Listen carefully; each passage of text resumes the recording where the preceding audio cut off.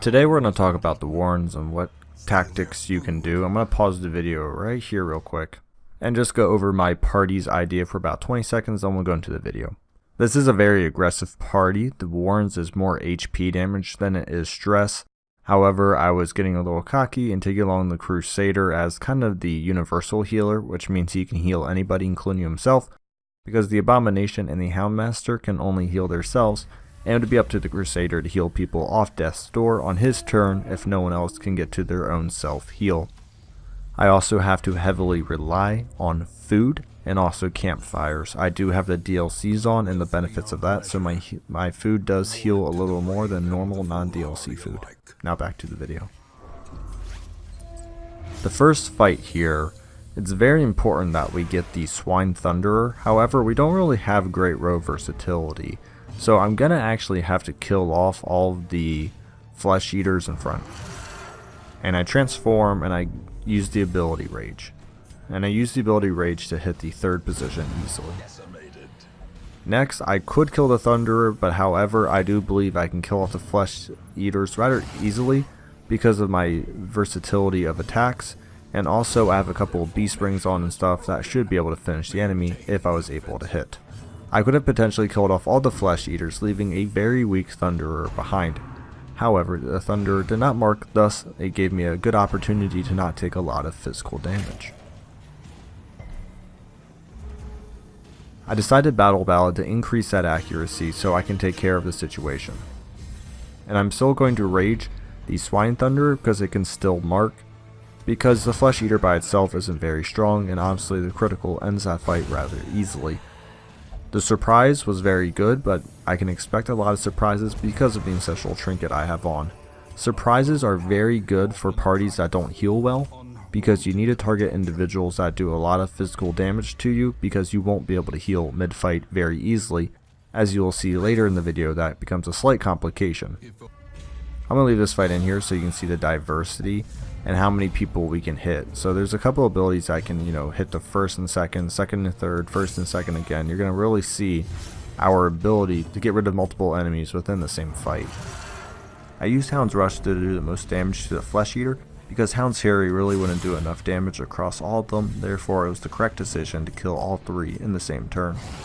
It's a very easy fight, however handling all of them at once is very crucial, so not one of them get an attack. Even if I would have let one live, that's a possibility of a critical coming my way, and that's not good because I can't heal criticals easily.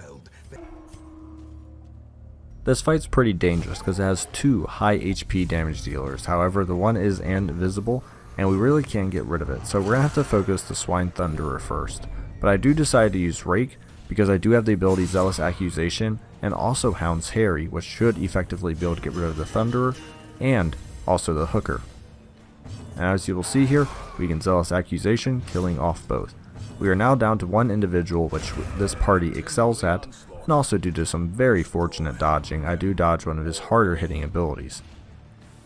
I will warn you now, there's a couple of good dodges I do get throughout this fight specifically. I believe the Swine-Tar actually does not hit me, and it gets 3 opportunities to do so. That is not something you can reliably rely on. Therefore, I wouldn't recommend thinking I'm going to dodge, almost all, well, in this case, 100% of the attacks in a fight. Usually that doesn't happen. Crunching backhands are pretty strong ability, so I was fortunate enough to actually dodge that one, and then the next one coming up. This party does lack the ability to get through protection, therefore other good individuals for the warns are people like Shield Breakers if you have them in the DLC.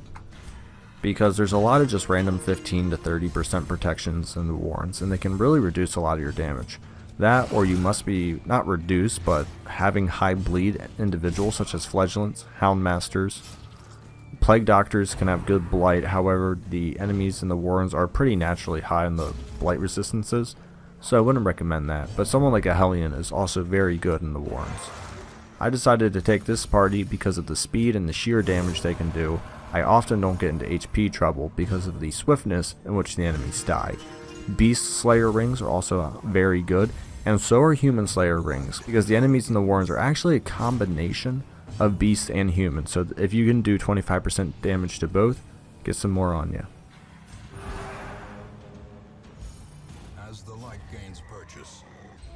Now this fight once again has a lot of damage and stress damage, but luckily I do have a Jester, so it's not the biggest issue. But we are going to focus at SQuiDZ because the crippled mobility of the SQuiDZ will effectively ruin this party. Now I'm pretty unfortunate that that was the lowest end of damage, so I am going to battle ballad for more critical chances and also more speed. And the reason why I do that is just in case I can't kill this SQuiDZ first turn, which I'm not going to be able to after that, I will hopefully be able to outpace his second turn, thus he won't be able to use the ability cripple them again. And also that stun being resisted is very bad. I have a rule of thumb, and that's a very fortunate dodge. I have a rule of thumb, if you get a surprise and you can't kill one enemy or stun at least 2 of them, it's almost the worst case scenario, because in most situations you'll allow the enemy to go 4 to 6 times in a row, thus you actually open the ability to get death's doored rather easily. So the fact I killed nobody and stunned nobody was very bad, but I do have a lot of speed and did battle ballad, therefore I was able to set up on that skiver and also get everyone else into position for the second round coming up. I do decide to harvest so I can hit both individuals, but I was unfortunate enough not to bleed on the meat hooker, but they do have a higher bleed resistance, therefore it's not something I was exactly expecting, but I did get on the madman, which is beneficial.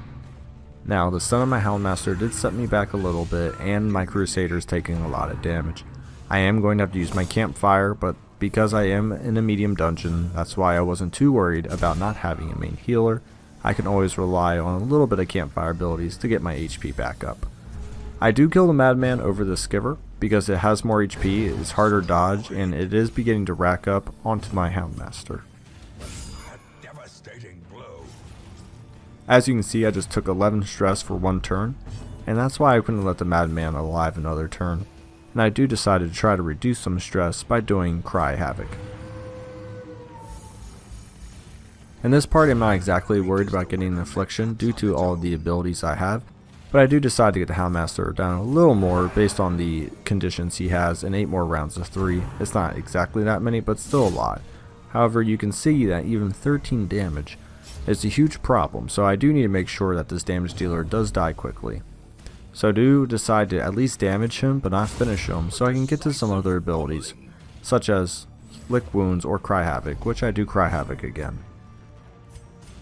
And it's a pretty good one. And then I do Inspiring Tune once again, reducing that, and now we're in a good situation.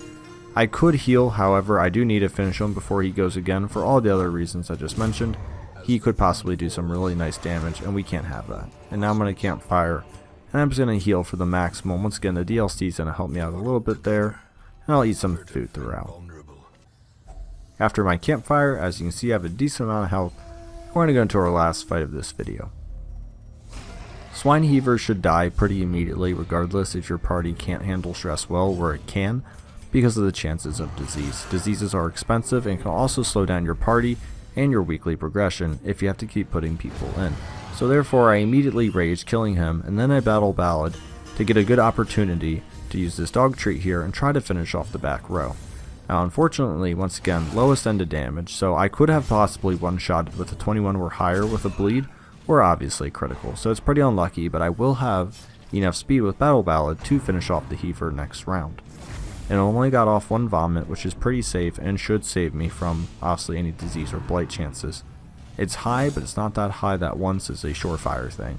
Therefore, it's now going to be full focus onto the Swine Slayer, because that's the only person I can hit, so I'll rage. And then I'll follow up with another battle ballad, because I really want to make sure that my critical and accuracies are enough to hit the remaining targets. Because I still need to kill off the Swine Heaver, and I am going to Hounds Harry, thus now they're all dead.